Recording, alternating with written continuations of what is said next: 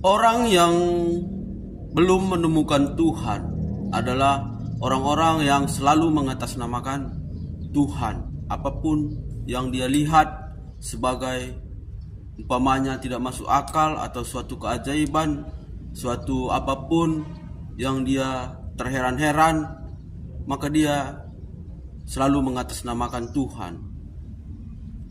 Baik itu dalam kerusuhan, baik itu dalam kejoliman, entah dalam apapun, dia selalu mengatasnamakan Tuhan. Jadi dia ini sedang orang-orang yang bingung mencari Tuhan.